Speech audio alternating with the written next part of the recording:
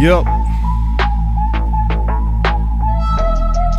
Welcome to BossCowboySports, where your voice matters. And you know we gotta bring you always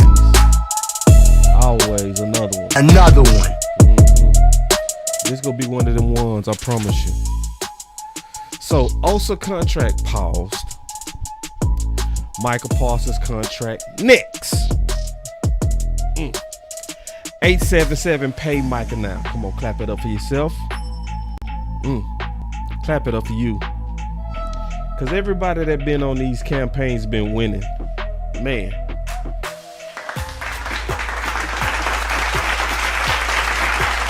I'm serious. Clap for you. Clap for you. Clap for you.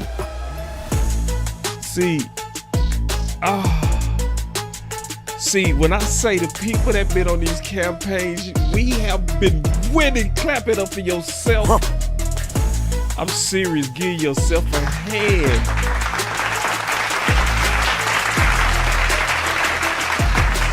Kellen Moore, the Saints are hiring Scott Linehan. Wait. So, clap it up. Oh, man, I mean it. Oh, man, I ain't even talk about it. I just want to start the show a little bit with that. Yeah, man. So, just one more clap, man. Clap for yourself. I'm serious. Everybody.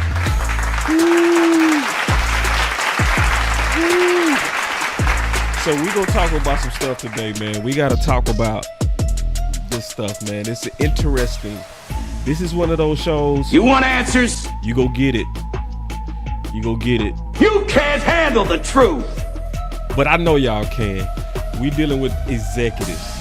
So y'all sit back for a second. I'm also throwing some bonus content. I'm going to throw in some major bonus content. Talk about these weapons that's being rumored. And get to it, man. I'll be right back.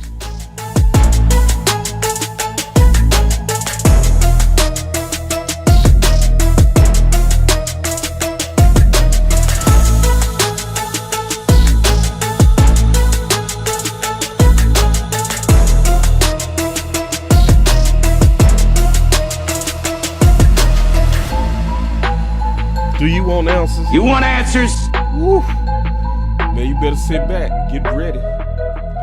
Get ready. Do you want answers? I'm going to answer your questions today. We going to talk about the market. Boy, what's fair? This is a place, man, when if you want measured Kool-Aid, you want answers? This is your place. Man, I appreciate everybody. Appreciate everybody, man. Y'all give me a second, man. I'm getting everything. You know how you got to get these bells and whistles going. I see y'all coming on in the building. I see y'all. I see everybody now. Let's go. Good show yesterday. Draft show kicked off well. I love it. I love it. I love it. I love it. So, y'all already know, man. Let's change the vibe. Change the vibe.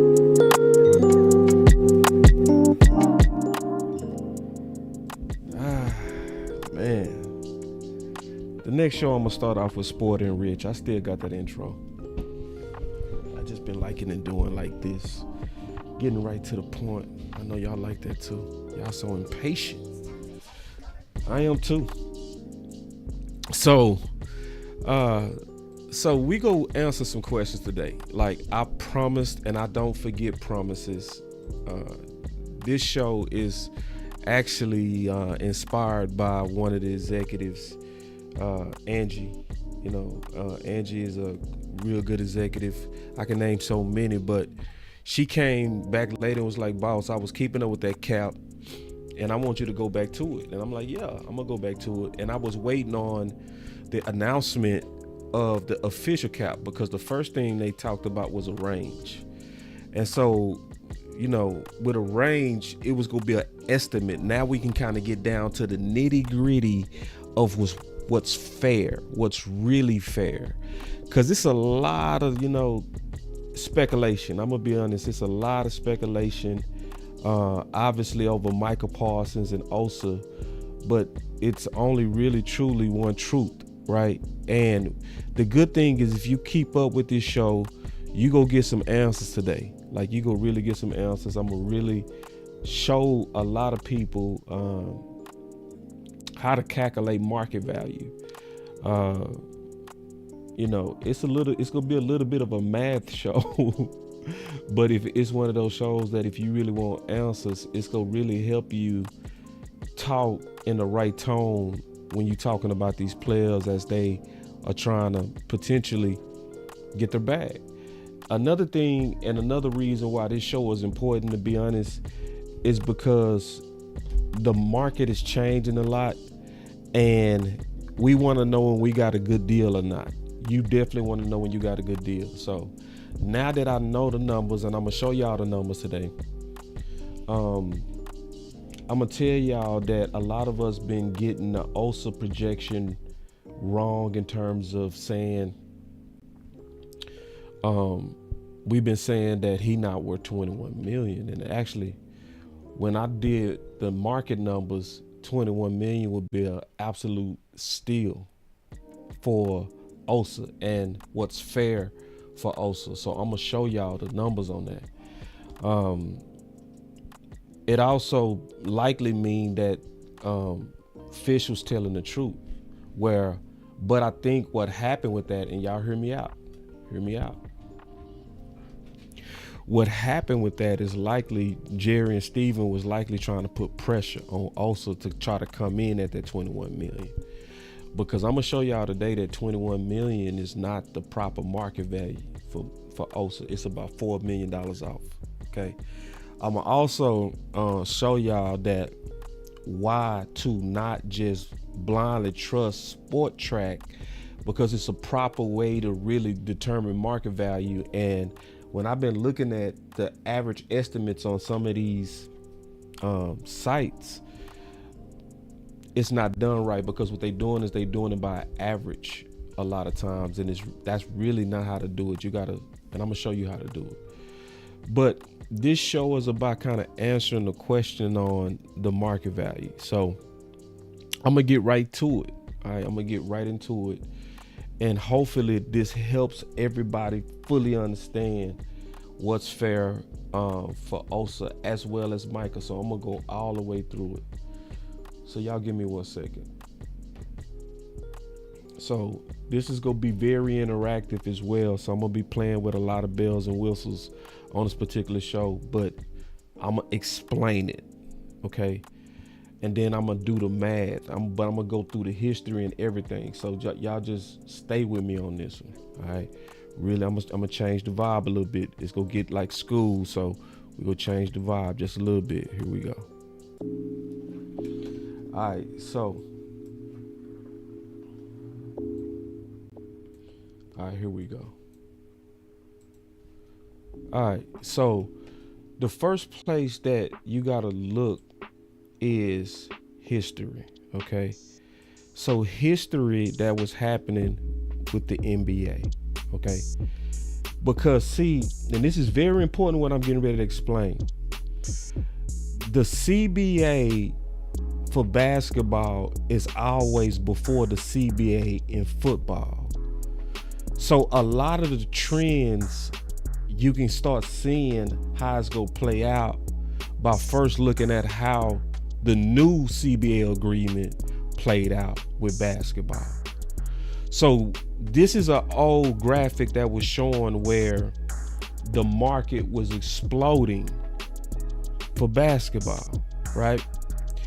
And the reason why the market was exploding, because in their CBA, it was some new television agreements that was kicked in, and different television companies and cable companies who basically get their business from selling ads. That's how they get the revenue, right? They was able to get into the basketball market, and it started the explosion. Okay. So it started the explosion. So where you were seeing just salaries super exploding to the point you started to see role players having massive contracts because of the growth of the cap. So as these new television deals was being put in place from the new collective bargain agreement, you also started to see a major spike in pay, right? Now, this is why, and I'm explaining this, and it's going to have something to do with Osa.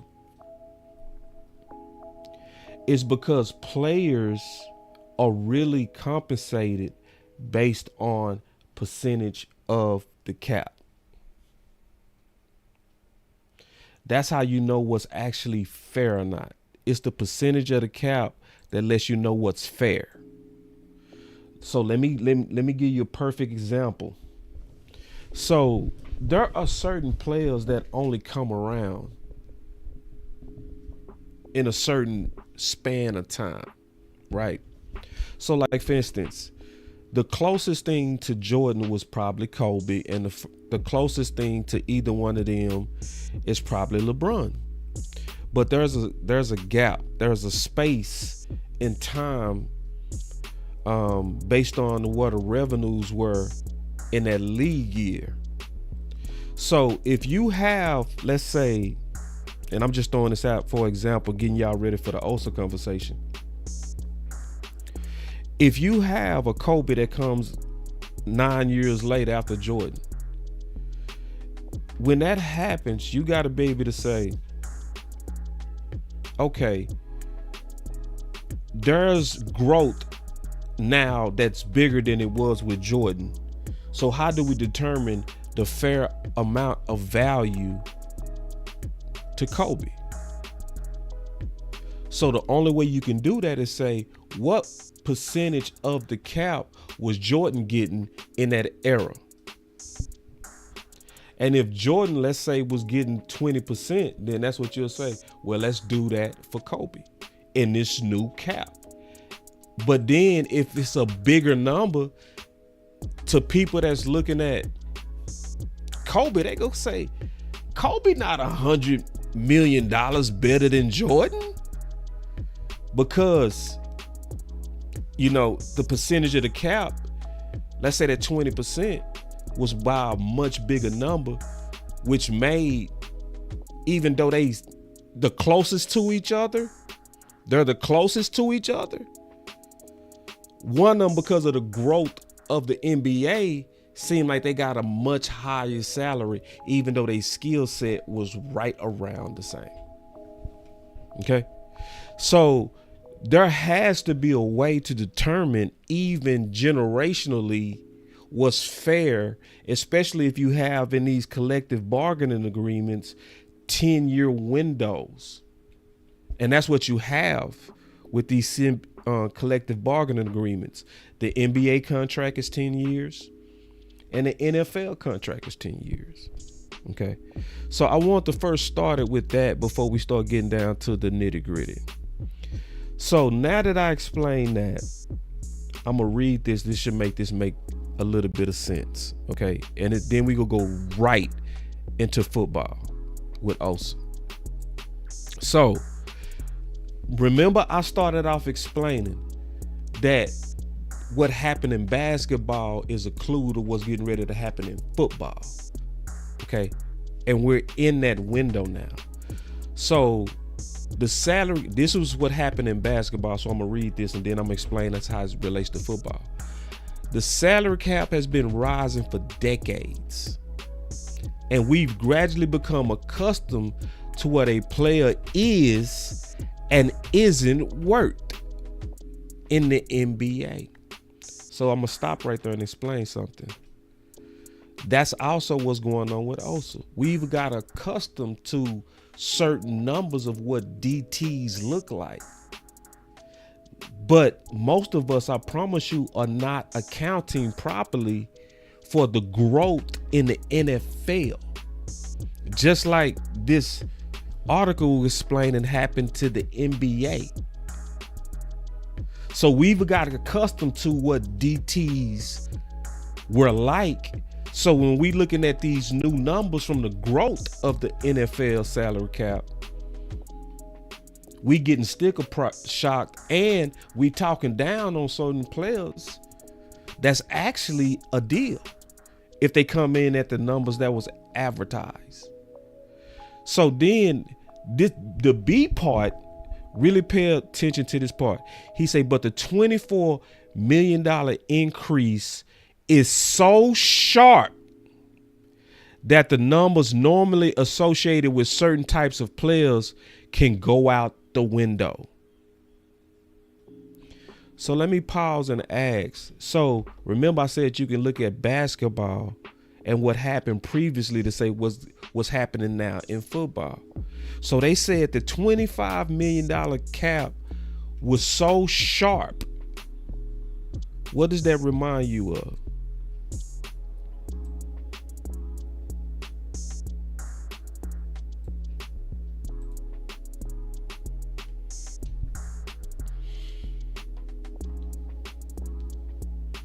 That's where football is right now. Hold on. That's exactly what, yeah. What was the jump from 2024? I'm circling it to 2025. What was the jump? Right around 25 million. And that's exactly what happened in basketball. So if you go back, listen, you go understand today, I promise you. If you go back and look in time, now we finna talk about Osa. He said with the cap rising dramatically, it's more accurate, listen, to view contracts as a percentage of the total cap. That's the key right there. That's the key. To look at contracts as a percentage of the total cap. All right. Now we finna get into Osa. So hopefully y'all with me so far. Y'all let me know if y'all still with me. I want to make sure I ain't saying nothing that where I might need to explain it a little bit better. But I think I explained it good, man. I think this pretty. Y'all let me know if y'all with me so far. Yeah. Yeah. And then my boy say the cap is at its peak. Actually, I think the cap go up some more, Paul. I'm glad you said that, Paul, because now you give me a chance to explain something. It's another revenue source that's going to also be responsible for more growth in the NFL. I'm going to see if y'all can guess what it is. It's right in our face.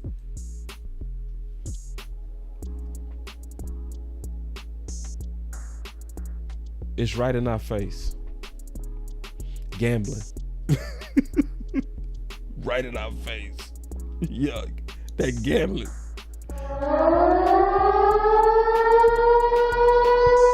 Boom.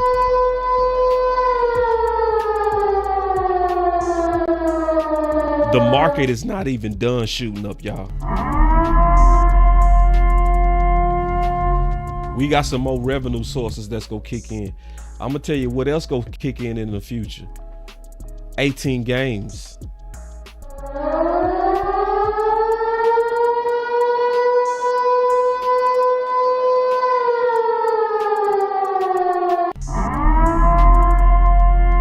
So the NFL, they listen, y'all. So I'm saying all that before we get into this Osa deal. We got to be careful when we be shooting down these boys' money. He ain't worth that. He ain't worth it. Wait. We better do the math right. And I'm going to show you how to do the math today because they talked about the percentage of the cap. All right. So I've been looking at the chat. All of y'all saying y'all with me. Ain't nobody behind. Everybody like, boss, I'm keeping up. This ain't nothing. It's easy. Good. That's exactly what I want to see. All right, so now let's get into the meat and potatoes, okay? So now that we kind of got that understood,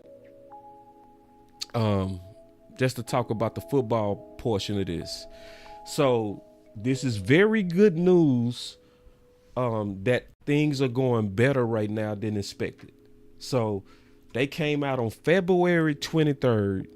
RJ Ochoa retweeted this from David Moore, that Cowboys have begun negotiations with Osa and Michael would be after that. Well, that's great news.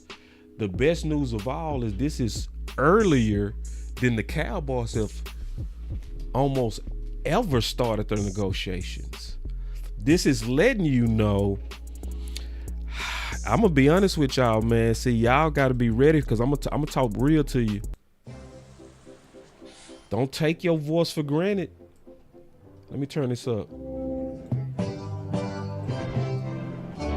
See, we think we don't matter.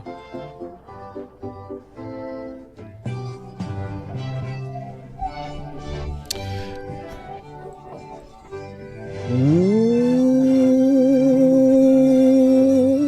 Listen. We talked about Voltron. Them Joneses is moving a little bit different. All right. Because if anybody really paying attention, you know that we do not pay these contracts or even start these discussions this early. Am I lying? Jerry allegedly ducking off. These are good signs. Am I saying I'm sold? No, but that's why I said earlier, the people with the campaigns are winning. The campaign people are winning right now. Is it a coincidence that what we say together happens? We said hell no to Kellen Moore and we joined voices. Oh, hell no. And we now watching Scott Linehan. Woo! Now imagine if we did join voices to say hell no. But then we join forces to say pay Micah now. Because see, if they serious, you get Michael done before free agency so that you can free up some cash to go shopping in free agency. Do y'all hear me? That's why I ain't want to spend no time talking about his podcast. I ain't talking about that all day. No, I'm talking about pay this dude so that we can build a team. What the hell wrong with y'all? Because the first man, because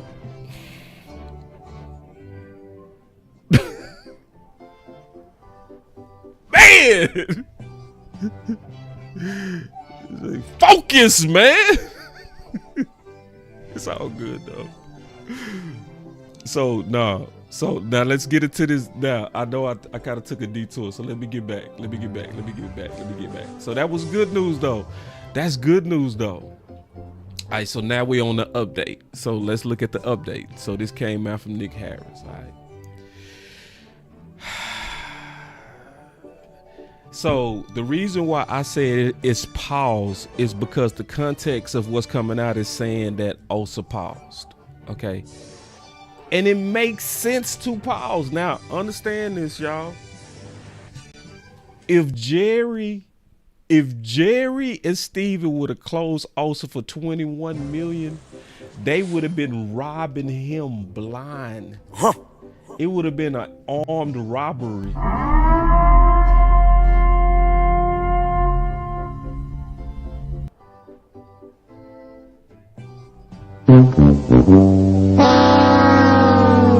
It would have been armed robbery. Because I always said, why would Osa, and I'm just keeping it real, why would Osa sign a deal now and free agency is around the corner? This is the time the market get to tell you how much you're worth, and then you can cause a bidding war. Why would he have done that? So it shows you his agent is guiding him right, you know? So that's why we seeing the pause. All right. So he say for other teams that have interest, and there will be, this would take them out of contention. Okay.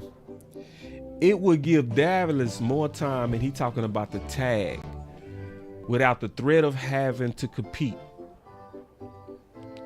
And with other teams, when free agency opens, with still a lot of work to be done, this is probably the best move for Dallas.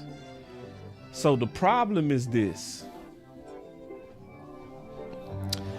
is that, like we predicted, they likely was go tag Osa, right?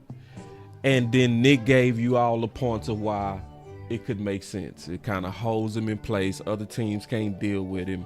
It buys you time. It also allows you to look broke, because on your books, it allocates that whole cap amount to your books until you work out a deal, right?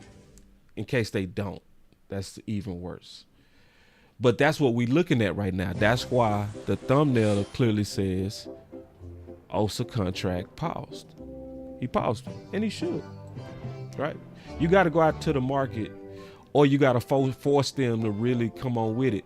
So now, for everybody that was beating up 21 million, what do you think the tag amount is?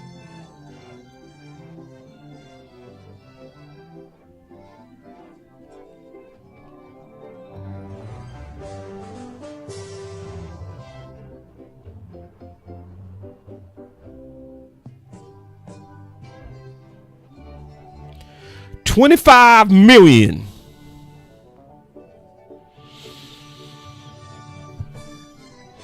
$25 big ones. And if they don't work out a deal, that's $25 million gone for the 2025 year.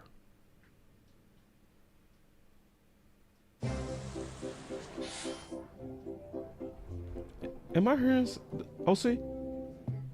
Oh no. Yeah. 25 big ones. So that's point one of why we got to be careful at being sticker shock when we see 21 million. That's I'm telling you, 21 million is a deal. I told you it's already easily $4 million off. Easily. Now, I told you this show is for people. You want answers? If you want answers. This is only for them types. If you want to just guess, you can do that. Or maybe you listen to somebody who don't know how to explain this. But I can explain this. So let's go back to the explanation. We looking at a tag amount of 25 million buckaroonies. So then it's just a simple definition so that we can understand it.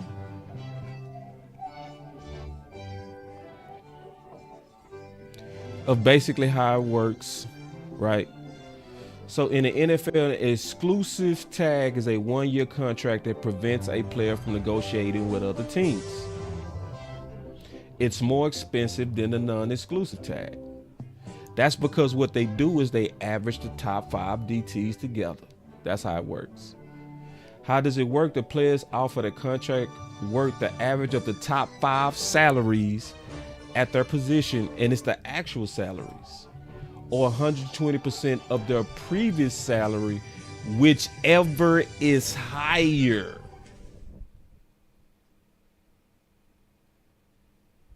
So then the player team has the exclusive right to negotiate with the player. So it puts that player with just that team. If the player doesn't sign the contract will expire. So tags can get ugly. So then I can show you the DTs, right? And you can just kind of look here and see, even if you do the math in your head, if you just look at the top 5, you can see how it averaged out to 25. You can clearly see it. Because most of those contracts, even if you look at the second one, that's right at 98 for a year. So that's right a little bit under 25. Then Quentin Williams was right under 25, you know, and Jeffrey Simmons was right under 25 million. And then Chris Jones, he ballooned the market. Let's go look at what Chris Jones did to the market. So 158 million. I'm gonna give you the cents divided by 5. Look, 31. So what happened is Chris Jones ballooned the market, but did it because we got to look at it based on when them other guys was paid. That's the key. All right, that's the key, and I'm gonna show y'all that why that's key. Okay, so I'm going through this step by step so you can't get duped. And then my boy D.A. Lee he say, real talk, I'm not trying to pay that for Osa. That's why we all should be for the 21 million. 21 million makes sense. If they can get him for 21, that's a deal. I'm gonna show you though. I'm gonna show you. So I showed y'all, right? So those are the top 5. That's what the tag does to Osa. So check this out. Watch this. So then what you got to do, and I've already done the work, and I'm going to show y'all. What you got to do is you got to look at players that's like Osa or productive like Osa and look at what happened to them.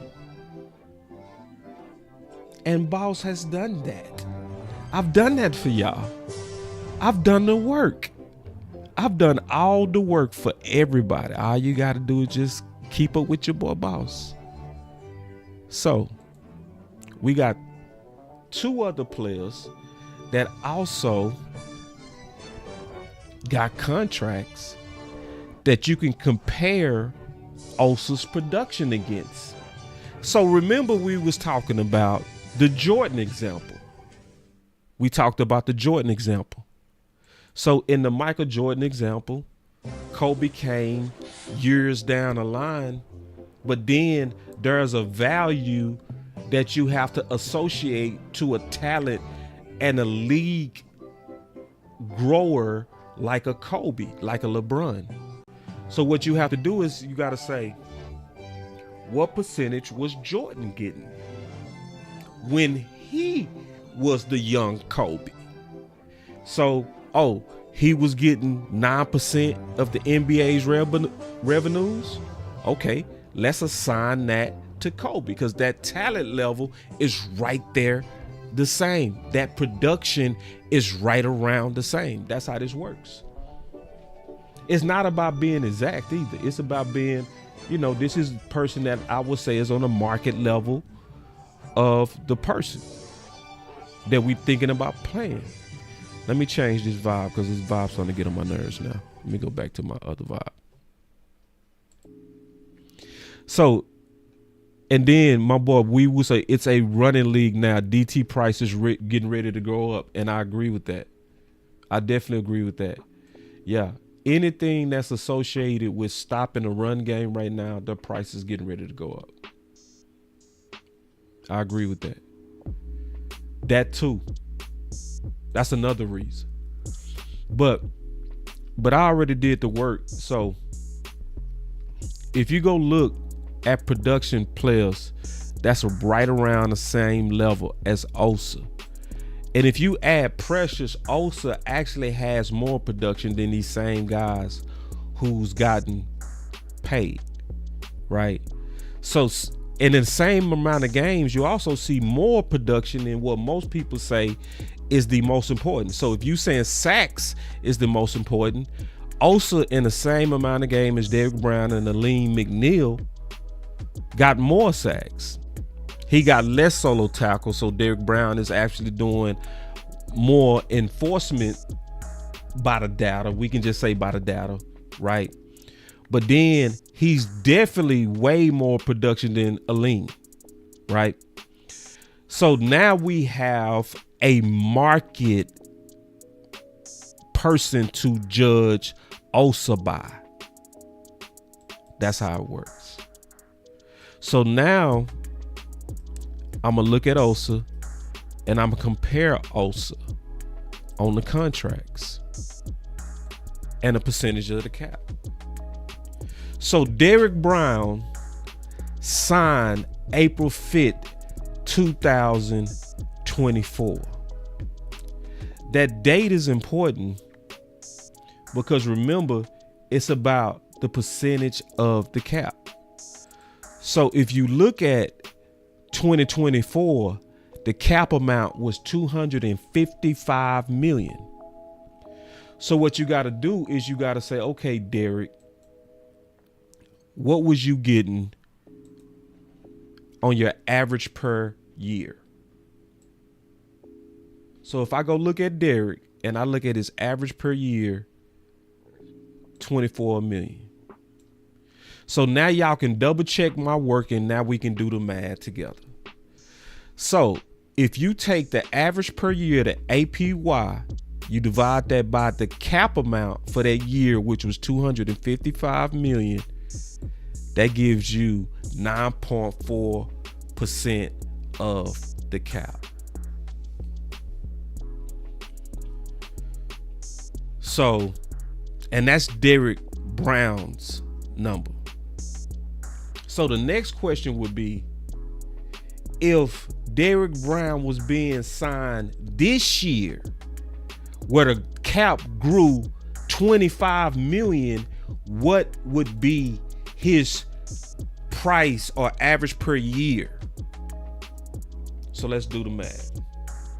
All right, here we go. So we got the math right here.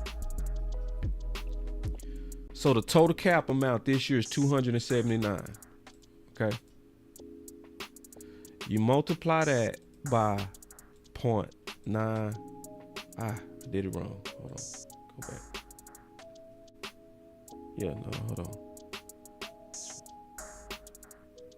Yeah, 0.094. There we go. Boom. So if he signed that same contract this year, he would be worth 26 million just because of the increase in the cap. The increase in the cap, same player. If he would have did it this year, he would have got $2 million more. That's what the growth of the cap does. So then if you look at Aleem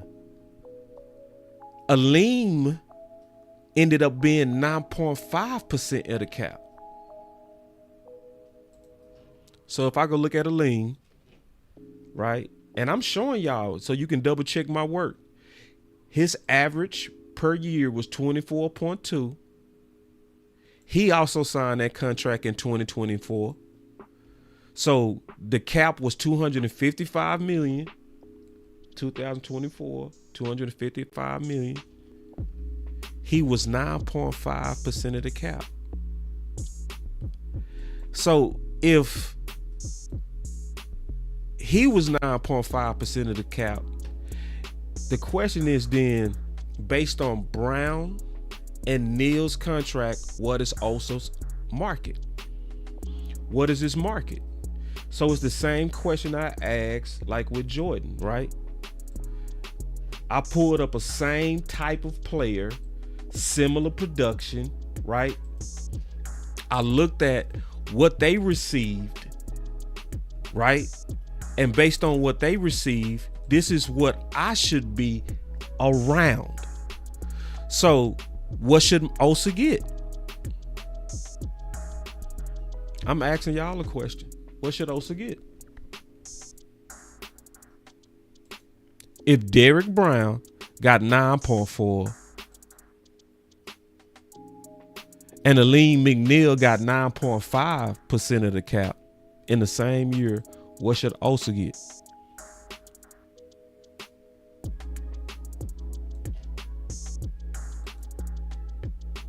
What should Osa get?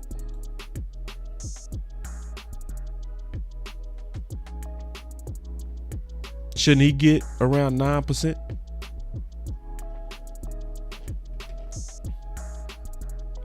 We doing the formula right. We doing the formula exactly like it said. You supposed to look at these players based on percentage of the cap. Yep. And that's how you determine what's fair. Yep. We gonna do it for Micah Parsons too. So Klebo said 9.6 or more. See, Klebo, you got it. You got it. You got it.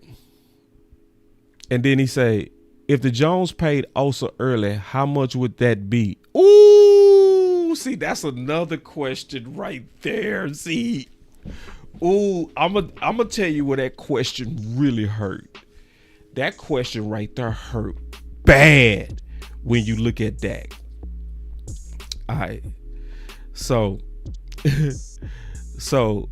y'all tell me if I'm doing the market calculations, right? Hold up, that's Nick Bosa. We not on that yet. If I'm looking at the market calculations for similar production, right? Keep in mind, Osa also finished very strong. Very. He played way more snaps than he ever did. I'm glad y'all giving some answers. God damn, can we get some answers up in here, please? I want some answers. I want people to actually answer the question. If I'm gonna ask the question again, I want answers. If Derrick Brown is 9.4% of the cap and Aleem McNeil was 9.5, what should Osa be? Because we got to answer that question if we go calculate the market value. And I also want y'all to notice something about these contracts between these DTs. Notice that Derrick Brown signed for $24 million, and then Aleem McNeil signed for $24.25. Why did that happen? I always talk about that. The market is headline driven. See, I'm giving y'all the real answers. It's just, do y'all want it? You want answers? He only went a little bit above the APY from the previous DT, just so that agent can have a newspaper bumper sticker that say, my player broke the market, and he set the market. Because see, you got to remember, this is how agents recruit talent. I'm glad y'all giving answers. My boy, SC Special K, see, y'all giving answers. This is the key. Because I don't listen. If you don't give no answers, I can't respect it. Yeah, and I agree with you. Special K. You could have got Osa for way better. You could have got him by 8.5 to 9 last year. I agree with you 100%. But what you did is you let Osa finish strong. You know what I'm saying? You let him put some good tape out there. You let him put a whole bunch of pressures out there. You let him put a whole lot of good snaps out there. Him and Micah was terrorizing especially when it came to pressures. And the league don't discount pressures. No, they don't. They know what pressures do. So that's why. So I see we got some answers. I'm glad we got some answers.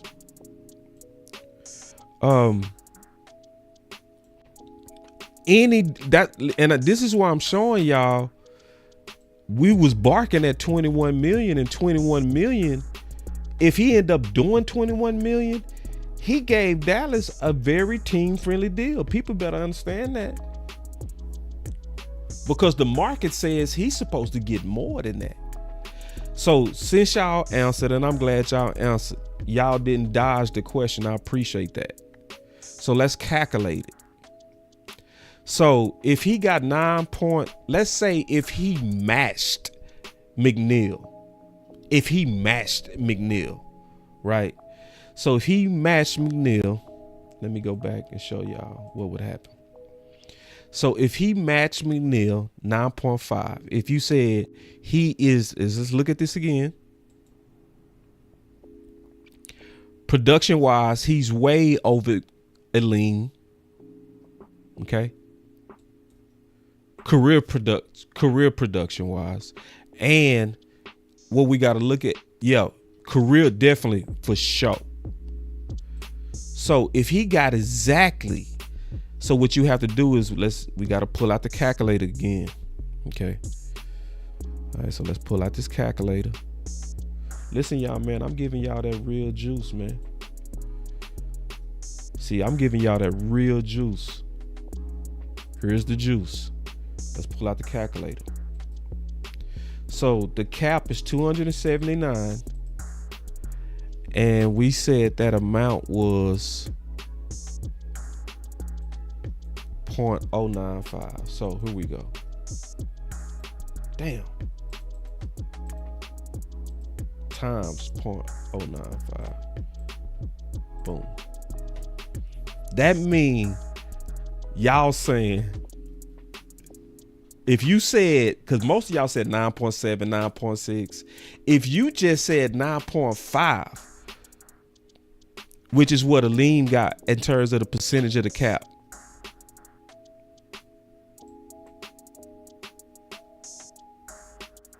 that would be 26 million average per year. So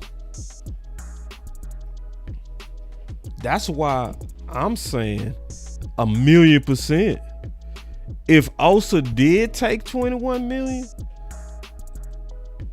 he's been team friendly. And what's happening is, if you're looking at it from percentage of the cap, you just stick a shot. Because if you look at it from percentage of the cap, it's really just 9.5%. That's really what it is. And so the question is, what would 21 million be? So let me do that real quick. 21 million divided by 279. Man. All right. Let me do this in y'all face, bro. This so damn insulting. All right, listen, y'all. This crazy. Let me show y'all this. All right. We finna do the math. All right. This is insulting, y'all. Watch this. This is what 21 million looks like. I'm finna do the math in your face. All right, so if Osa did an average per year of 21 million with the new cap amount of 279, what percentage of the cap would he be taking up? We talking about 0.75. 7.5% of the cap. Now, we talking about 7.5 when his counterparts with similar production is 9.5. That's why we got sticker shock. We got sticker shock over the 21.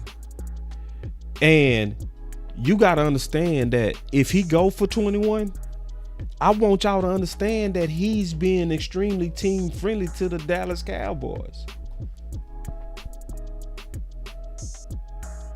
That's exactly what the market says. It's unrefutable. And I showed y'all how it worked. Like shit. Like I went through it. Like showed you the history. Showed you, and listen, y'all. This was one of my first shows.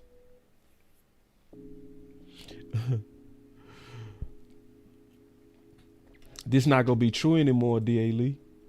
This is finna change. See, you thinking last year numbers. You gotta factor in the growth of the cap. This is what I'm telling y'all. Y'all getting that sticker shock. That's what's happening to y'all. Like he said, so my boy D said, I can go get 2 DTs for $10 million a piece. That's last year. That cap jump.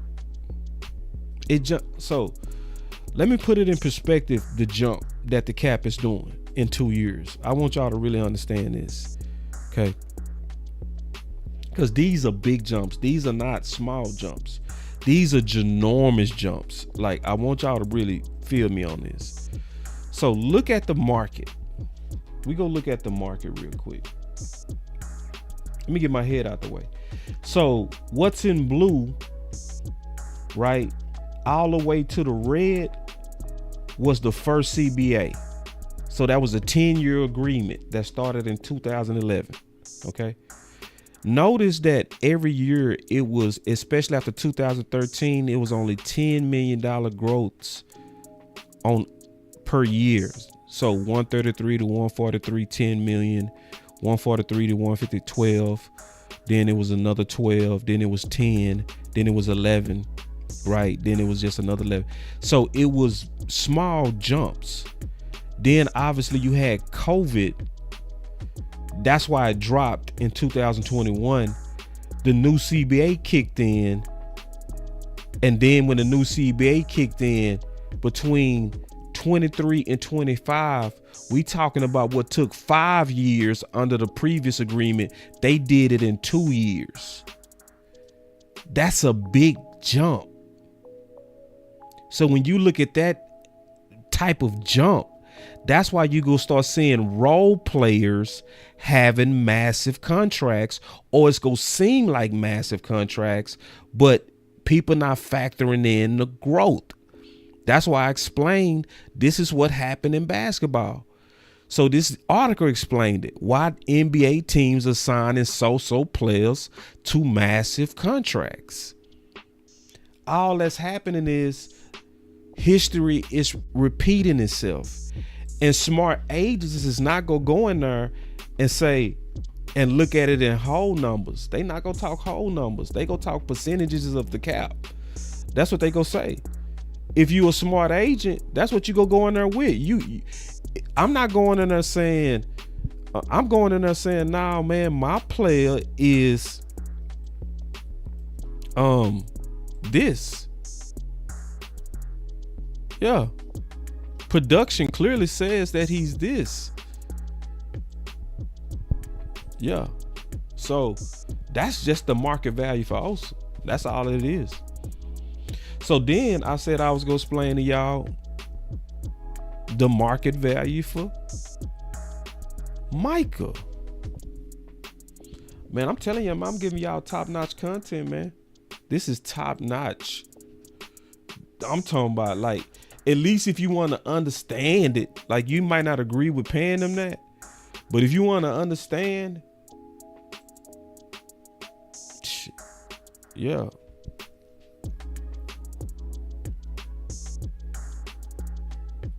So when you look at Myles Garrett, right, or just looking at the production of Micah Parsons based on his counterparts, and remember we talked about, Jordan and Kobe and LeBron, right? How to determine what's fair when you look at a player who's looking as if they're having a career trajectory like former greats before them. Now, we can nitpick out these four and say who's better. Could we all do that? Could we? Let's be honest. Yes, we could. We can nitpick and say who's the better out of them four easily, right? Easily.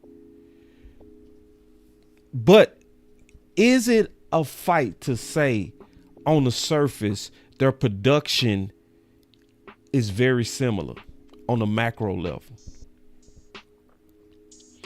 Especially when you compare the pace that Micah is on compared to Bosa. When you look at the sacks.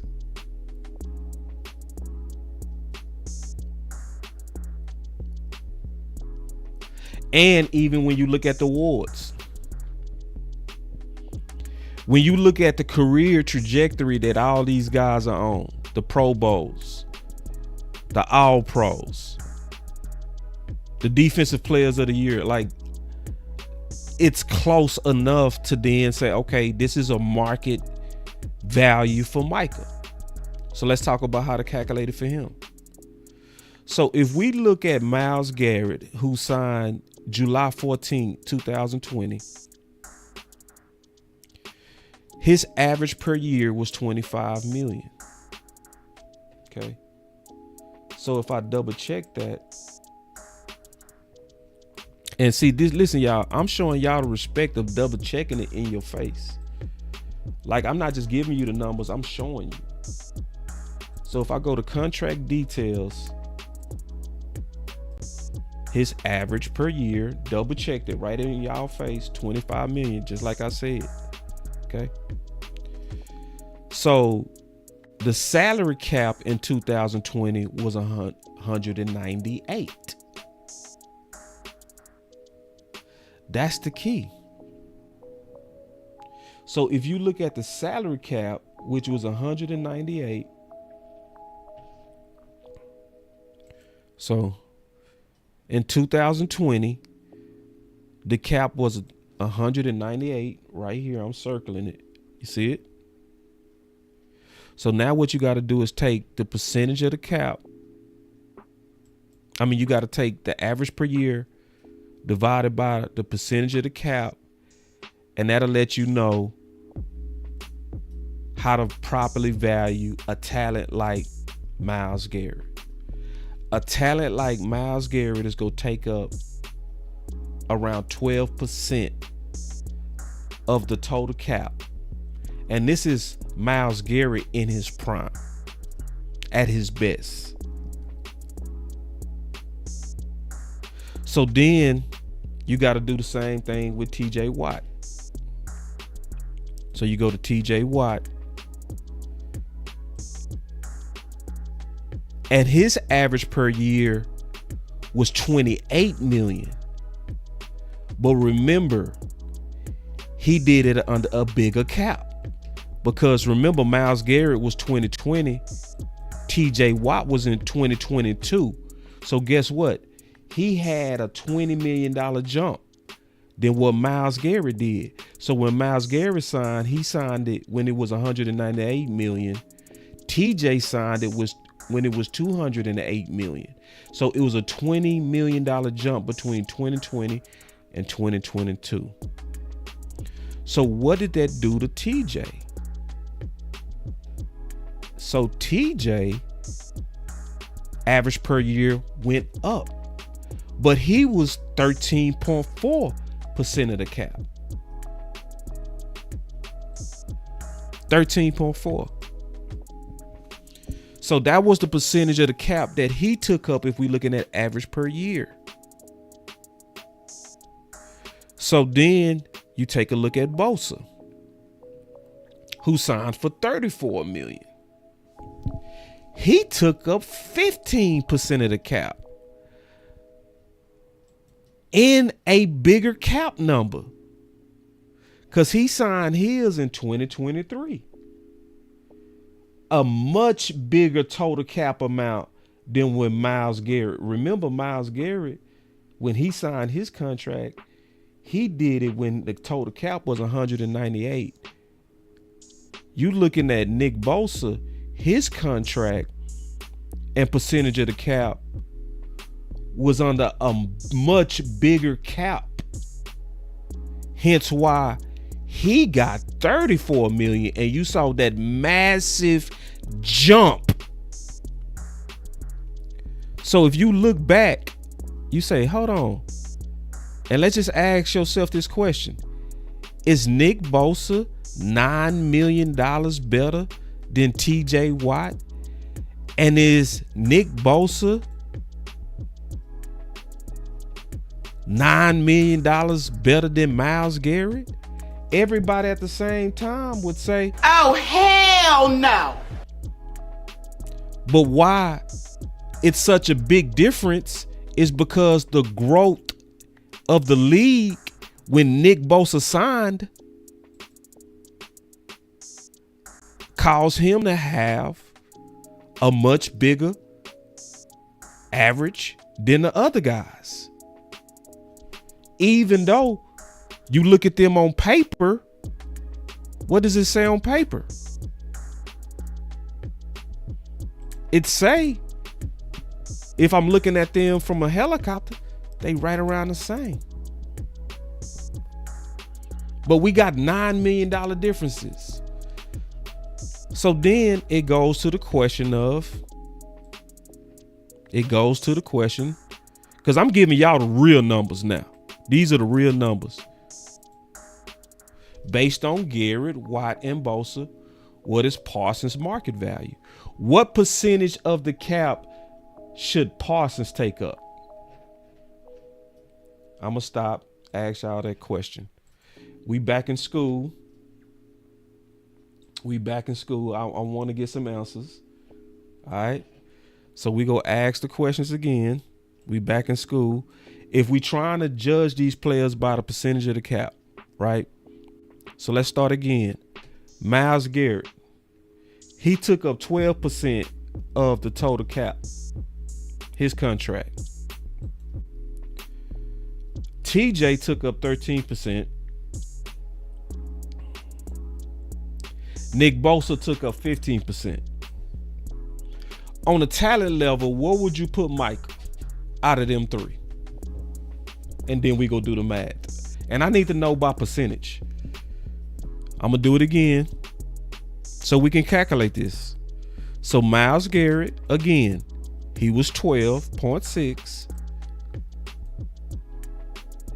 TJ was 13%.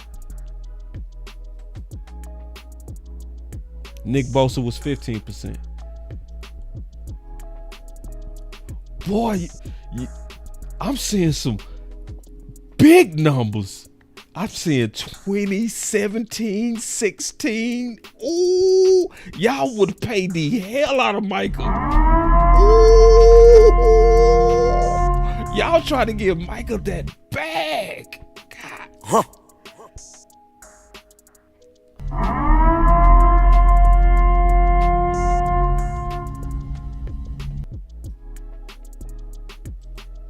This is a good comment right here.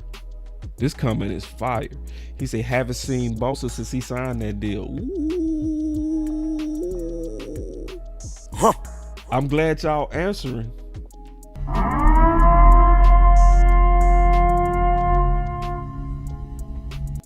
Clebo say 14 to 18%. Ooh, I'm liking these answers. T-Church say 16%. Ooh. Huh. I'm liking this. I'm like that y'all participating too.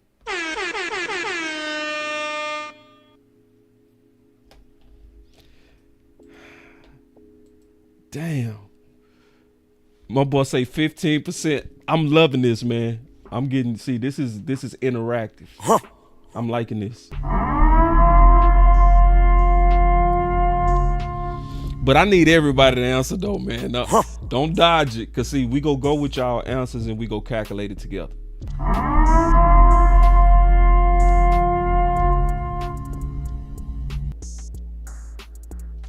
But I'm showing y'all how to properly look at the market value. Yeah, 20 is high, y'all. 20% of the cap, that's high. So, all right, so I'm finna be Jerry Jones. Y'all gonna hate me. Y'all gonna hate me, okay? What I would do, I would go around 14%. I would go around 14%. Or I might even go 12%. Hear me out. I will probably go 12% actually. Now, this is the reason why I will go 12%. It's because Micah Parsons said himself he want to be team friendly. So the fact that he said he want to be team friendly, I would say, okay, let's be team friendly then. All right, let's go with that. So since you want to be team friendly, let me play with the numbers real quick. All right, here we go. We gonna do it together. So I'm gonna come at him and say, I'm gonna give you a Myles Garrett offer. Okay. So the first thing I'm gonna do is we look at the total cap is 279 million. So if now that I know that it's 279 million. So 279, and I'm gonna try to give you the Myles Garrett deal, 12.6%. That's 35. Now, the issue is that would cause him to set the market. He would then become the market setter, which he said he want to do team friendly. So that would tell me that 12.6 is actually too high. If I'm trying to help the team and he want to shave some off, let's do 12%. Not 12.6, let's do 12%. So remember, the cap is 279 million. All right. So let's go back and do the math. See, we in the boardroom, we talking that money. So 279 times 12%, 33. So now, what would that do? Let me see what that do with TJ. He way above TJ in the average per year. He's right below Bosa, barely below Bosa. It gives the Cowboys the appearance of getting him at a better deal, and that deal gets done. If you want the perfect team-friendly average per year, it's 12%. In my opinion. But we got to know, in my opinion, what's fair. Because see, what's going to happen is that $34 million number go float out there, and we go still think he greedy. 34 or 35 million is a perfect price for Micah Parsons. Perfect price. And it literally should close the deal. Obviously with the guarantee, being properly done and the bonus being done and the duration. But the surface number of the average per year, that should be very easy to come to, which is why, to be honest, what Mina Khan said is so true. It's so true what she said. It's so true what she said. Doesn't understand why it's so hard to get Micah done. Extending the all-pro linebacker Micah Parsons edge. I would have added edge. You take the top edge contract, then you add some money. Boom, done. And it's really just like that. They could go a little bit above Bosa. Literally just a little bit. Like tiny. They could say they could do just like what happened with DT with Derrick Brown, where his was 24 million. Then when Lean was signed, his was 24.25. Just give that agent the headline and get it done. Make it 34.5. Get the guarantee right. Get the bonus right. Get the duration right. And close the deal.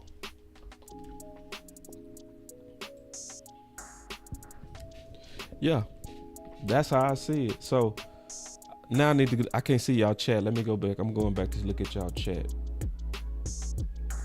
So when you look at the numbers, right, it should make you kind of pissed at Jerry now. Yeah. But now we know what the proper market values are for both players. To be honest, if we looking at the proper market values for both players, we need to know that based on the market value of similar players with similar play, with similar production around 25 million. Anything under that is a deal in terms of the market value for Osa. Anything around 34, 35 is a deal for Micah Parsons because he's supposed to command more. So let me explain how Micah Parsons is supposed to command more. Let's say if we win with them those big numbers that we was putting out there. Okay. Let's go with these big numbers real quick. One more time. We going to the calculator one more time. So if we do the average per year, like hear me out, y'all. I know this is like school, but at least y'all getting real information right now. Y'all getting some real info. This is not no content that where I'm coming cheap. I'm not coming cheap. I'm giving y'all that real. Okay. So 279 is the total market, right? So if we did, let's say 16%. So 279 times 16%. Let's say if we did what a lot of y'all said and went with 16%. His average per year would be 44 million.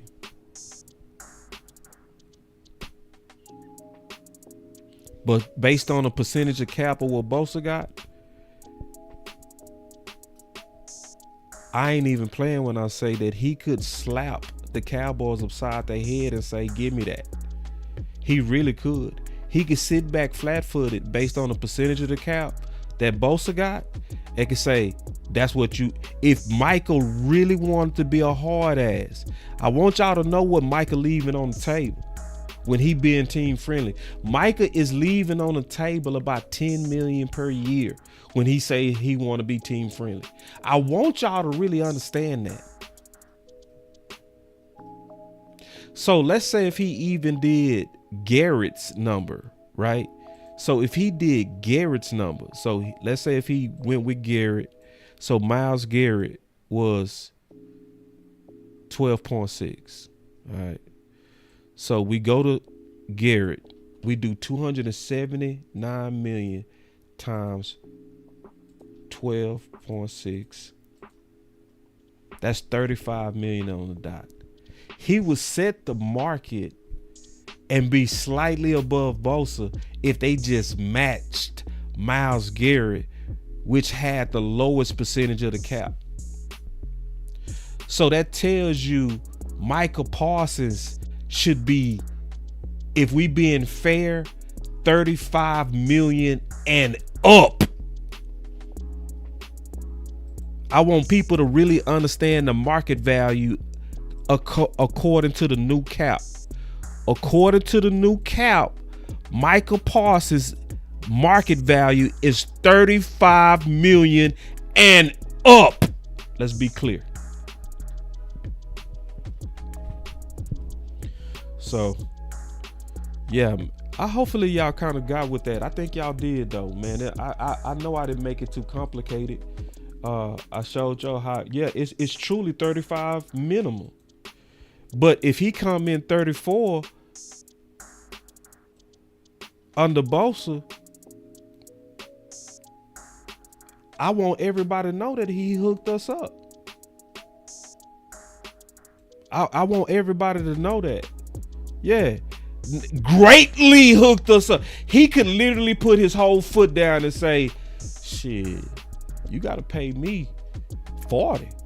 He could sit there and chill on 40. Pay me 40. He could chill right there based on his production.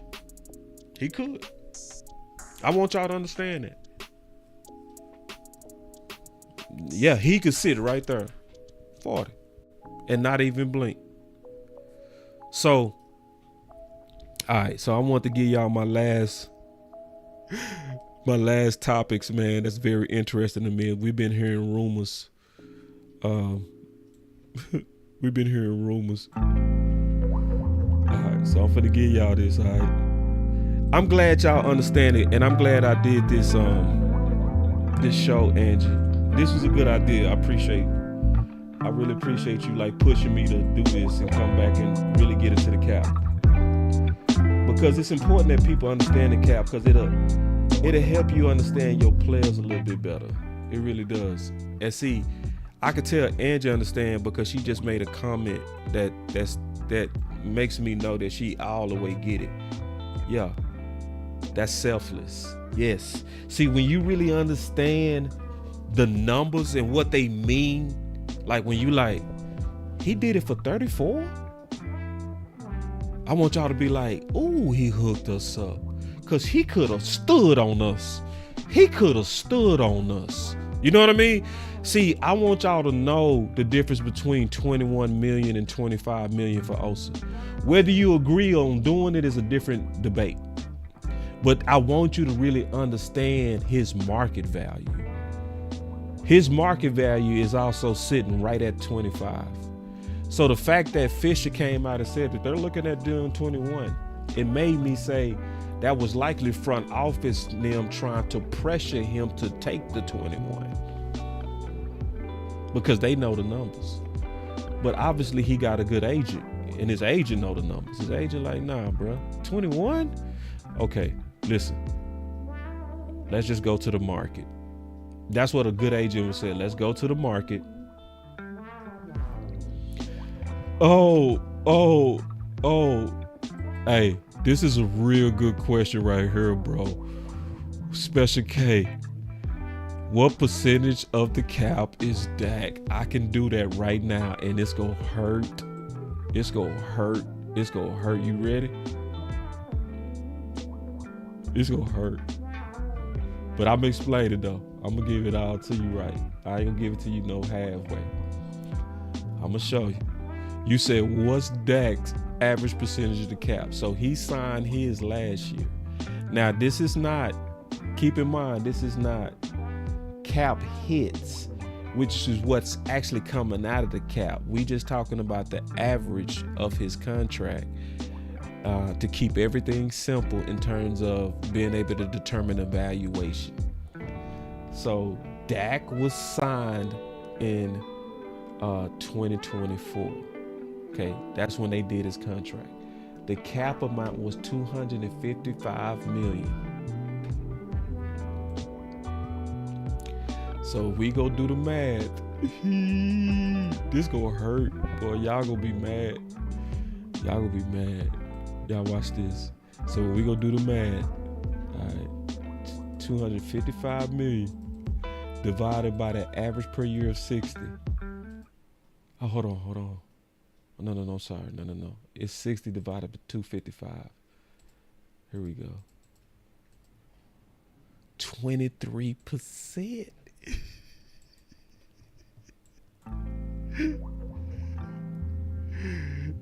And this is the saddest part about that. It's the highest all time. It's the highest percentage all time. Ooh. Because listen, y'all, I've been doing these contracts and understanding this. I started the channel explaining this stuff. This is what started my channel, me explaining this cap stuff.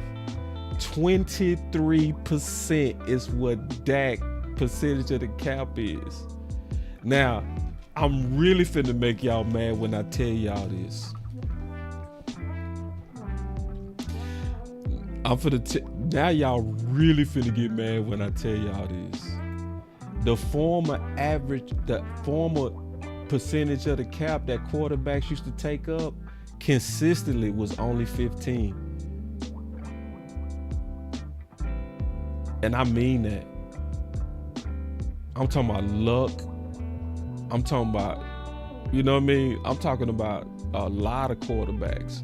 They was hovering always around 14 to 16. Aaron was the first big spike. I did the whole history on this before. But Dak agent took the Cowboys all the way to the cleaners. And guess who fault it was? Jerry and Steven. It was their fault. And this is where I'm gonna make y'all mad, because I know y'all gonna probably be mad at Dak, but to be honest, you should be mad at Jerry and them. You know why? Because Jerry and them is the one who waited. That's what. So let me give you a picture of what Dak really should have been. Dak should have been done in 2019. That's when they should have finished Dak. If they would have did Dak in 2019, instead of playing them games where they actually tagged him and then tagged him again, which kept spiking his price because the cap kept growing. If they would have did it early in 2019, they likely would have got Dak on a 6-year deal for about $28 million. So let's just count 2019, 2020, 2021, 2, 3, 4, 5, 6. Dak would have finally been coming due right now.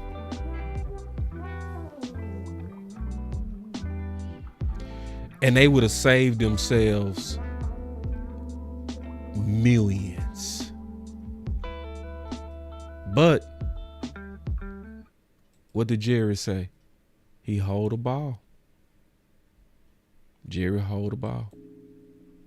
Hold on, let me get my... No, I was liking that groove. Let me go back to that groove. Yeah. So that's the truth, man. I'm not even capping to y'all. I'm giving y'all all sides of it. Dak is taking up 23% in terms of the averaged. Yeah, they tagged him twice. So, and I want to be balanced with that DA league, because I know when people look at that 23%, and remember, it used to be 14 to 16%. It got as high as 18%. But see, I also think about this, like Special K. Remember Jerry? They wasn't even talking to Dak last offseason. Y'all remember that? When they was like, and James Slater was like, why do y'all wait till August? And Jerry got to, sometimes you got to know when to hold that ball when you playing option quarterback, because sometimes you'll let that ball go too soon. And it's like, you just jacking up your own price. You just keep letting quarterback after quarterback reset the market.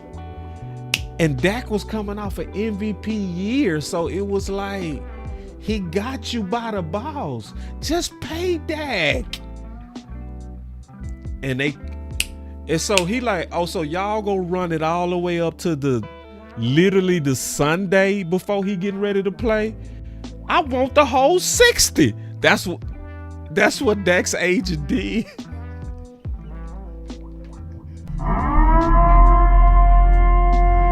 So y'all had, and listen, I ain't mad at the agent. Listen to him. I would have been pissed too. My quarterback been out here practicing, where at any time he could have anything that could have messed up the leverage in this negotiation. He been out here throwing. He been running around. Micah Parsons been getting practice reps, and you know how he get at practice sometimes. You got to slow him down. He'll run into Dak. You know what I'm saying? Yeah. And so he like, just for playing games with Dak, I need the $60 million. Huh.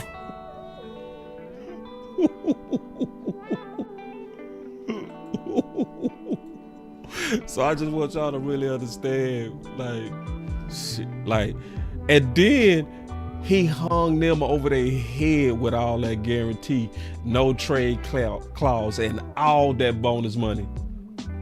Yeah, D.A. Lee. Like it's like he had all the leverage, but then it was like, we go draw him some leverage. Don't let me get into the ugliness of what was going on.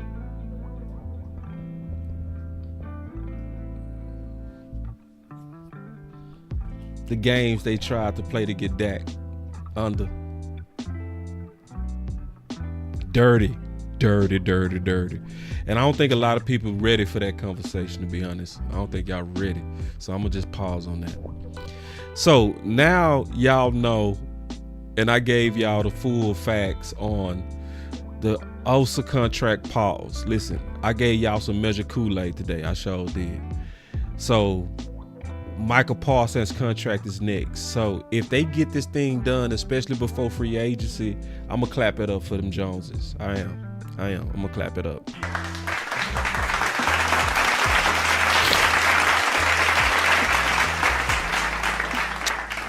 Angie, you on it, man. You killing it today on them on your comments. You killing it. I'm gonna take some phone calls too. I'm gonna take some phone calls. Today. I was gonna just get y'all this information and get off. Do y'all want me to take some phone calls, man? For real. Yeah, I won't if y'all don't want me to. But this was just like a major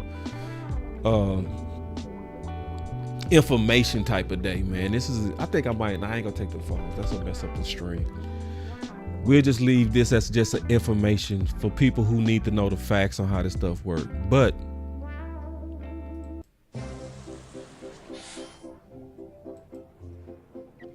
we need to keep the pressure up. I know sometimes we think we don't matter, but we do. Especially now that they starting to talk and saying that they're in talks with Micah. This is almost like the tush push. We're at the goal line.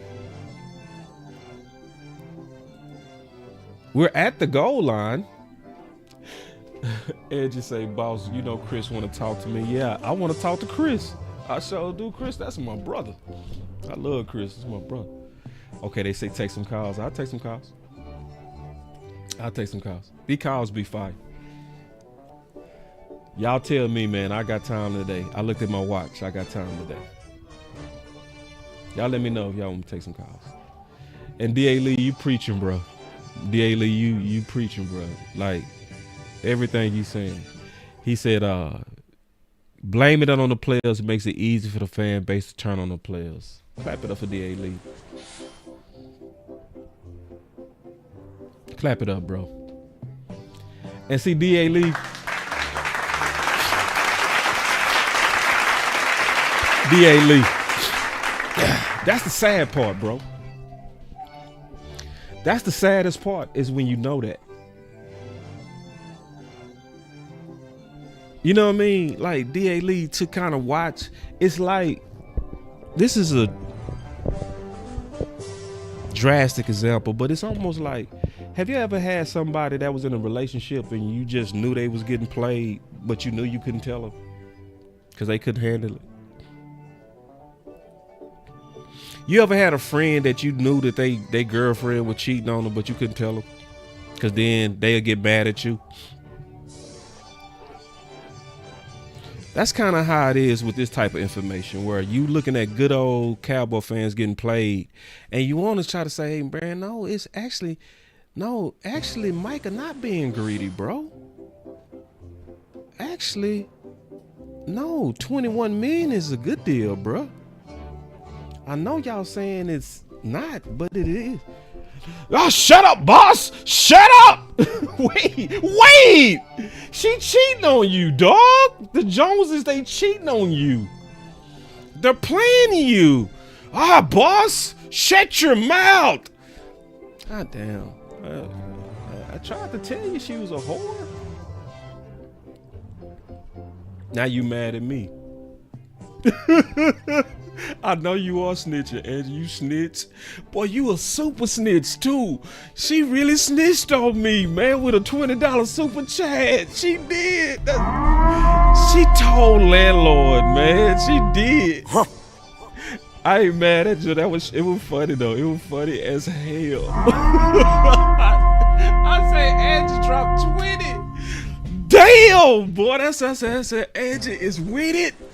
You talking about Oak Cliff Messy. That's classic Oak Cliff Messy. Another one. That's my girl. She said I'm gonna drop 20. I had to admit it too. I was like, yeah, I did say that about you, dog. Angie had me crying. I said, damn, she dropped 20. I gotta read it. I'm over here like, oh yeah, I said landlord looked like he never played receiver. I had to read it. Angie, that was classic. That was classic shady. That was classic shady as hell. I was like, yeah. Only somebody from my hood think like that. Whoo, that's my girl. Swear, man, I love DFW, man. I love all y'all too. Y'all funny, man. All right, so I got the phones crunk up. Let's get it, y'all. Y'all give me 1 second. Oh man, that's funny. All right, here we go. Y'all already know. Piling paper, got them talking nice to me. Down the bottle, it be going right through me. Brown baby, down to take a flight to me. They think that I'm stunting, but it's slight to me. Piling paper, got them talking nice to me. Guess that's why the labels want the rights to me. CD on my back and it feel light to me. They think that I'm stunting, but it's slight to me. Man, if y'all listen to that boy words, he talking so fly. Say, I want y'all to really listen to what he's saying, man. That dude talking fly. Listen, I want y'all to really listen to these words, man. Listen. One more time. Piling paper, got them talking nice to me.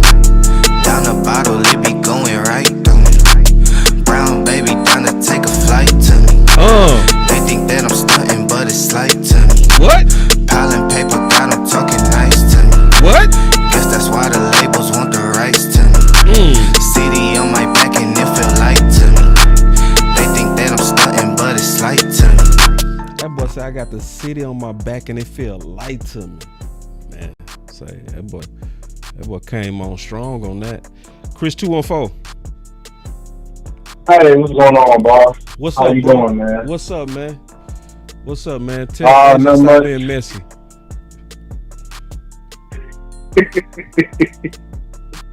Girl. Nah, man, but like that last piece you said about certain fans,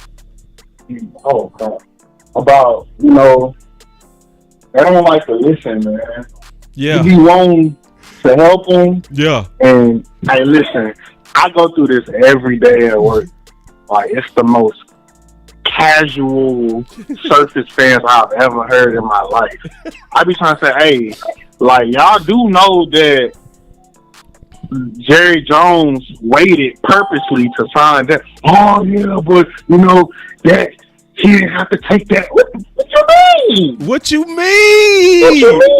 What you mean? Like, and see, sometimes, bro, I feel like we too much of a fan in terms of, like, we totally don't put ourselves in their shoes.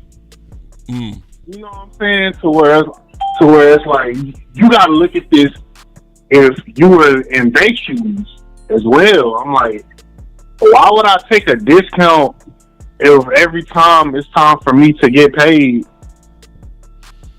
you stay saying, well, you got to do more with less. Dak, we go as far as Dak, and this is how far he took it. Like, you know what I'm saying? It's like you stay sneak dissing on your best guys. And see, that's right. And see, that's why D.A. Lee stay mad, bro. My boy. See, the people that understand this, it make you angry, bro. It is truly like watching the homie get cheated on, and you can't even help him, bro. It's like they're trying to tell you, nah, bro, it wasn't Dak, bro. No, it wasn't. It's not Micah, bro. No, Michael, he on that podcast. Micah, I need you to come in and as the 7th best. What? 21 million? Hell no. It's like, wait. I mean, we not a normal football organization by any means at all. Nah. I wish we was, but we just not. We are the Dallas Cowboys. That's right. Sometimes, they come with some good, and sometimes they come with bad. That's right. But I mean, I would just want us to do right just one off season. Not just one off season, but just one good time. Hey, just put all your eggs in one basket of doing what's right. For one time, Jerry. Yeah. Sign your people early. Take Hey. this stuff serious. Stop worrying about marketing and money and trying to make headlines. Let's put football first. Just one good time, Jerry. Please. Bro. That's all I'm asking. Chris. You know what I'm saying? Chris, I'm dead serious about this, bro. I really believe our voice matter, bro. Cause listen. Oh yeah, it definitely Jerry dodged those combine interviews. He does those every year. I don't really know what's behind that. I'm just glad you not talking. And I'm just hoping that PR said, listen, y'all, it is nothing y'all gonna say. They don't like y'all right now. Just stop talking for a little while. Just take 5 months and just shh. Cause see, anything you say is gonna irk us. Selectively aggressive. Shut up! Shut up! It's like it is nothing they can say. We gonna be like, I hate you. Yeah. You know what I'm saying? So it's like hopefully somebody in PR said, hey, we looked at the analytics and we looking at what they said on Twitter. They really want y'all to at least appear like football is first. All this throwing your best under the, it don't look that way. Just let's not do the Micah games this year. Let's not do the sneak this tactic this year. Let's, not the Zeke who. Nah, facts. Like, do you know what this is like? This is like whenever you have like a family gathering and that one little cousin that you always be playing that trick on, but say about 10 years later, that same trick don't work no more. I feel like we starting to wake up. You know what I'm saying? Yes. The masses of Cowboy Nation, we starting to wake up. Man, we not putting up with this mess no more. Man, say listen. You know what I'm saying? Say talk, Chris. Yeah, you know what I'm saying? It's like You even want answers? the masses of like the casual fans, they not putting up with this stuff no more. The casuals. Yes. I cannot remember the last time I heard this is our year. I don't hear that I don't hear that no more. I don't, and I'm so happy. We starting to wake up, and we just got to keep it going. Yeah. And see, I love how D.A. Lee, his last comment, he said, watch the team you love shit on their best players. It does hurt to know the facts on that, bro. But good call, as always, Chris 214. For real. Oh, yeah. And great work, boss. Man, appreciate it, bro. Appreciate it. Yes, sir. All right, that's my dog. Another one of the hometowns.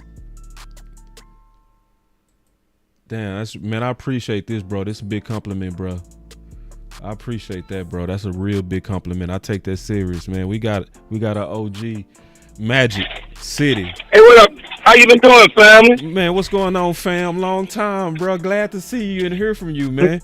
You ain't going on on other channels, are you, bro? Because you know I go. No. I've been watching your show every day. Appreciate it, man. What's up, Magic? Famous Magic. What's up with you?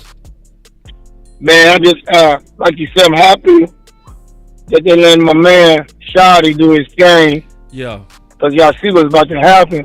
So Dak Prescott, I think he's like 51-7 with that play action, that run game. Yeah. See what I'm saying? Yeah. And that's gonna. And then you gotta remember, it ain't gonna be the same route now. These routes gonna be easier for receivers to get open. You go watch that Seahawks tape. That's why your boy, the quarterback that used to play for the Seahawks on the Shawty, that's like 2 for 41 touchdowns. Only had 7 interceptions that year. You see what I'm saying?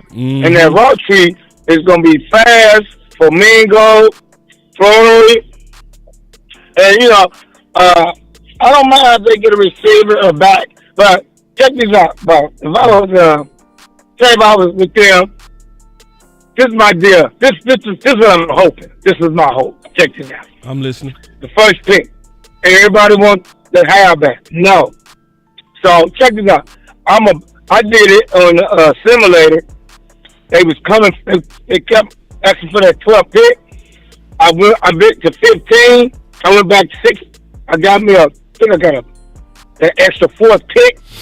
Then another person asked me. Then I went back to 18. I got another pick. And then I went back to like 23. And that was it. They kept asking. And then I got all my picks. And then I traded a number 2 and a number 2 next year for Miles, the big DN for Cleveland, because I had moved back. I got that receiver or the halfback that y'all wanted, one of them. Then I got Myles Garrett in the second round. Then I had all my picks to get that, either the halfback, you see what I'm saying, the third, fourth, the corner, D tackles. You see where I'm going? And that'll make you go crazy. If you had Myles Garrett in the second, gave the second pick, but we ain't got picks back. Because he got, he had 3. I had like 15 picks when I did the draft. And I wasn't missing nothing. And I got all what I wanted. I drafted D tackles. I drafted 2 pieces. I had drafted a Tennessee D tackle. And then I had drafted another D tackle. And I had got some DNs, linebackers, corners. And I had my quarterbacks. Yeah. You know what I'm saying? My boy got him a center. Yeah. He got him a guard. Yeah.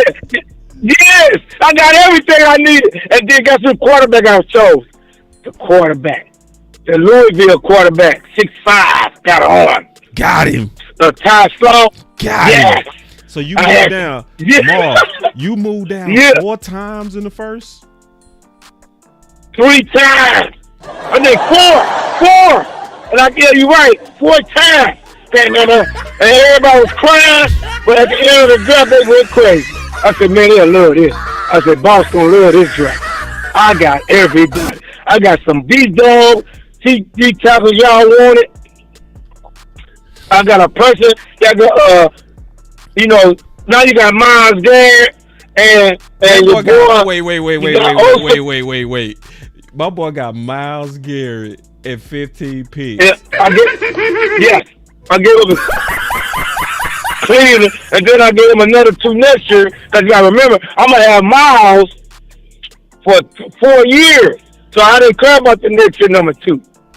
That's how you'll be. Look, because this makes sense. I give up 2 number 2s. If Philly try to give up a number 1, they way back at the line. They said, nah, we're going to take Dallas pick because we get a number 2 this year and a number 2 next year. Let me ask you a question. Mm-hmm. Was this the first time you played this simulator? No. It keep doing it. Boss, go on there and you do the simulator. Them things, they keep everybody's coming up. I don't know who they coming up for, but they keep coming up. Everybody is jumping each other. Dallas probably can move 3 times and still get your Ohio State receiver, one of them halfbacks. I'm not worried about none of them halfbacks because I'm going to draft 2 halfbacks. The top one, like you say, and a bruiser halfback. You see where I'm going?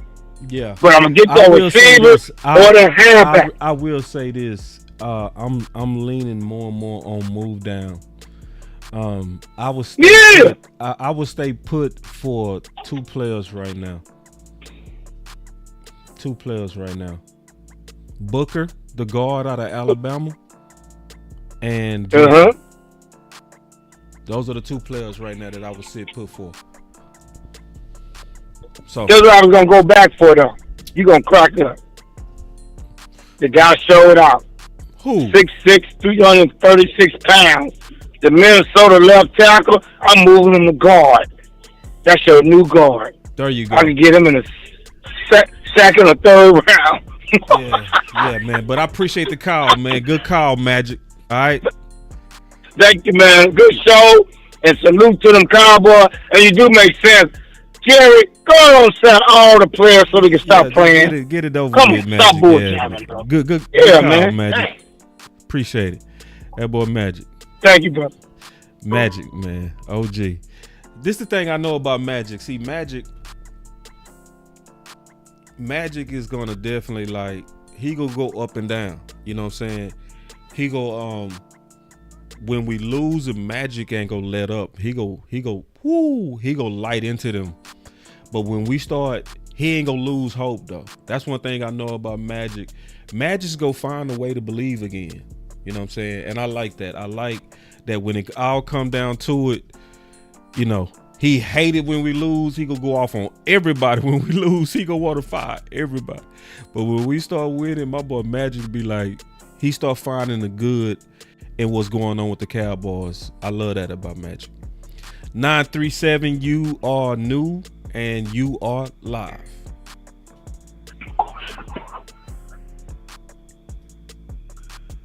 Nine 37. Hello? Yeah. Hello? Yes. Thank you. First of all, brother, thank you for having me on. For number one, I got two questions for you, brother. I'm gonna hurry up and get off the line. I look at cover receiver myself. That dude Carson, the cornerback. Do you think we going too fast off him, going off him so fast? Could it be the scheme? And then question number two. That's a good question. The receiver from TCU, do you think he could play running back? 6'5", run a 4.5 in the 40. He's a yak guy.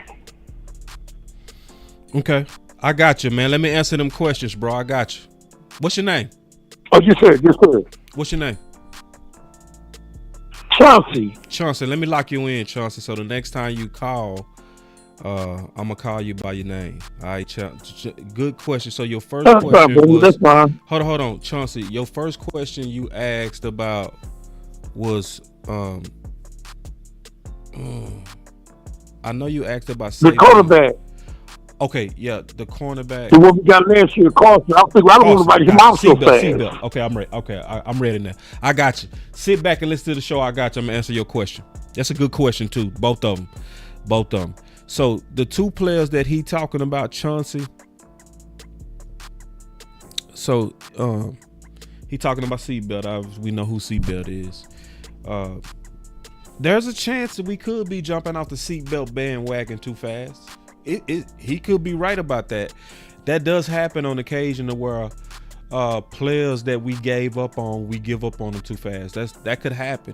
You know, I wouldn't blame anybody because, you know, we gave him a chance. He started off and started well early in the season, but then, you know, it just looked like the game was a little bit too fast for him. It just did. You know, he was a rookie. You know, Diggs took a big jump between year one and year two. Seatbelt could have the same thing. I'm not gonna give up on him. Not going into year two, because that's where most players make their biggest jump. That's a very, very, very good comment by him.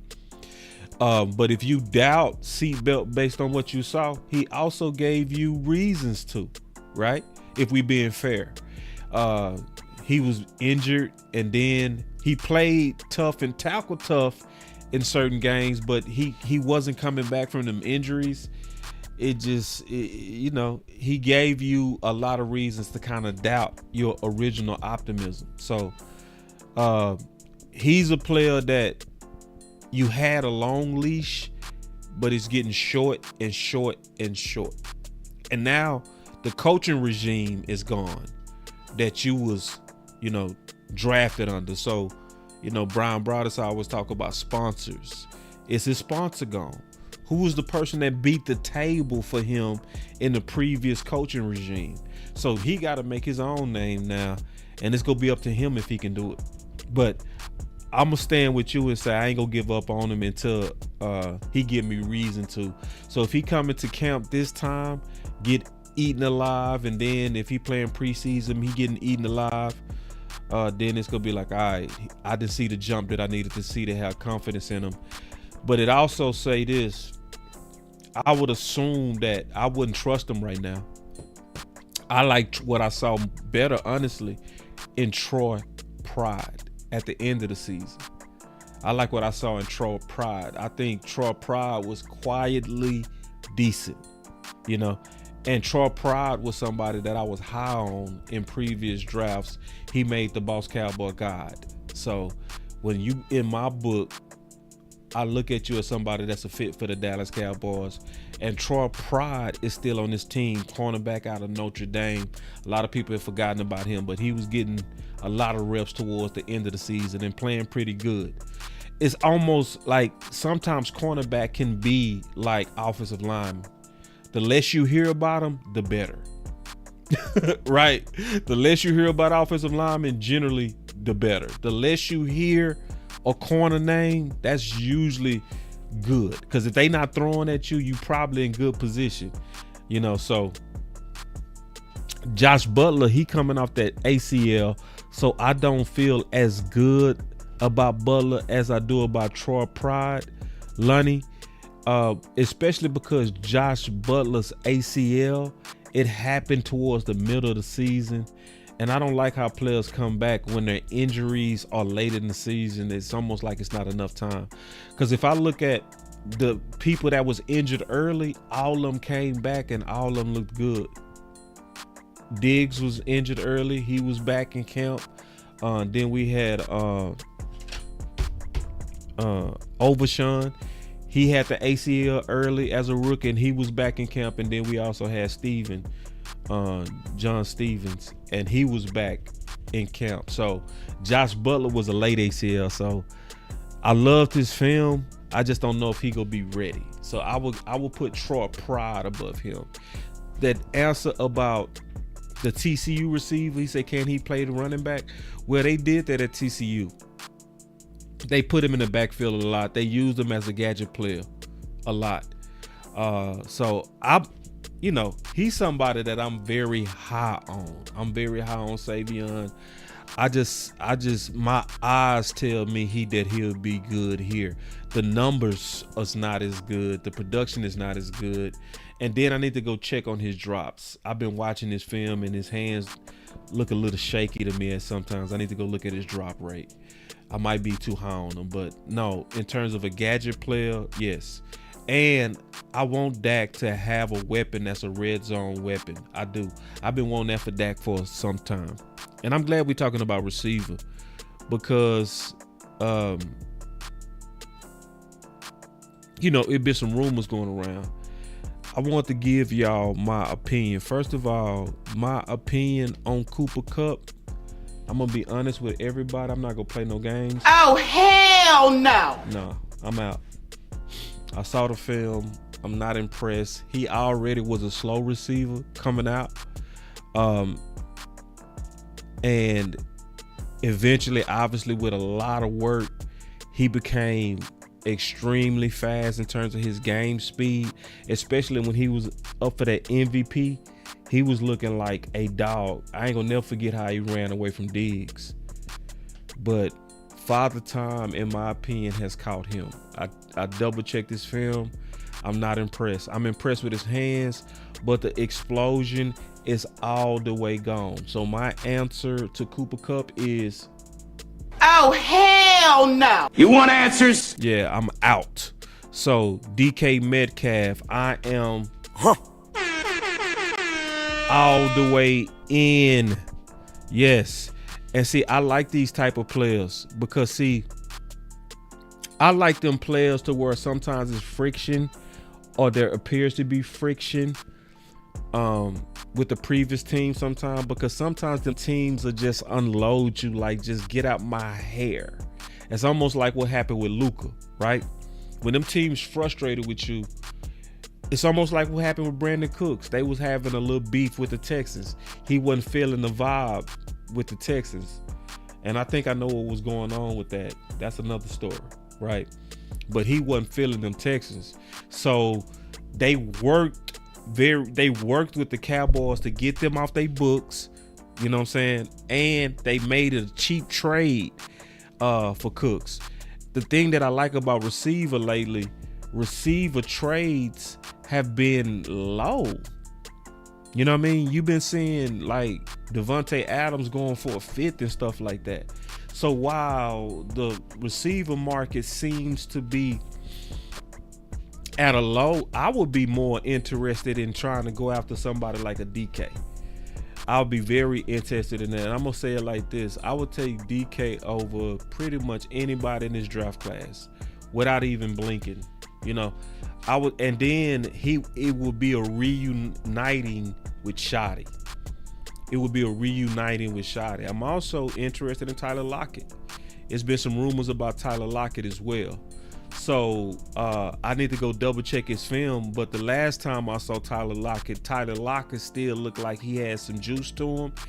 And his route running ability is something that Dak has always been good with when it comes to route running. So, and so, you know, with the rumors going on with DK and with Tyler, I would be very interested in either one of them coming to the Dallas Cowboys, because then that could also put us in a mode of where we could really not get so happy and hungry for what we hungry for. We know that the Cowboys need a scary number two. We need a number two that can really play, somebody that's literally scary, somebody that can almost even push CeeDee Lamb.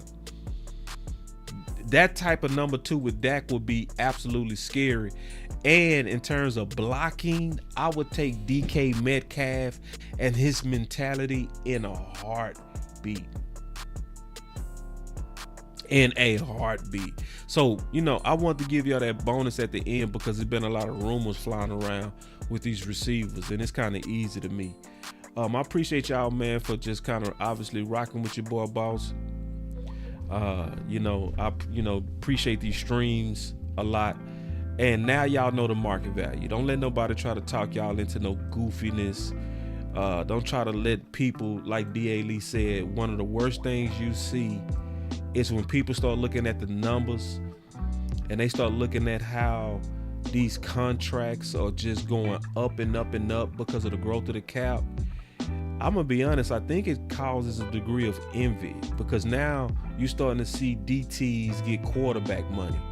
It was a time $20 million was quarterback money. Think about that. It was a time that what Micah Parsons is likely getting ready to go for was what we were saying Dak should have went for. Think about that. Think about that. The growth of the cap is changing the league, man. It's just what it is. And here at BossCowboySports, we will always try to make sure that y'all understand the details. Y'all are bosses. Y'all are smart people. And when we educated, we know how to lobby. We don't throw the wrong people under the bus. Like my boy D.A. Lee said, we don't tear down our guys for taking deals that was due to them. We also know how to determine what's truly fair, you know, and what's truly proper for that athlete. So if you learn anything today, you got to look at these athletes based on the percentage of the cap so that you don't get duped. And so when you start seeing these so-so players with massive contracts, you're not hating. You know what to do. And you know how to talk. It's Boss Cowboy Sports with your voice mount. I'm out. Boss Cowboy Sports, where your voice matters. Love, moving too bossy, we don't tread softly, but not flossy, the streets done taught me, moving too bossy, we don't tread softly, but not flossy, the streets done taught me, I'm just tryna get my nigga paid. We came from Section 8, and I knew I was at since the second grade. Man, I swear my time is coming, cause I'm never late. Came from broken homes and broken dreams to getting paid. Love, dollar bill, listen close, this is not a drill. Niggas hungry trying to get a meal. I've been in light, who gon' pay a bill? I've been in action, been in traction, surplus with niggas lacking, shining light but still be blacking, red lights will stop the action, grand to go, even when it's slow. Higher heights to balance out the lows, can't ride the wave cause you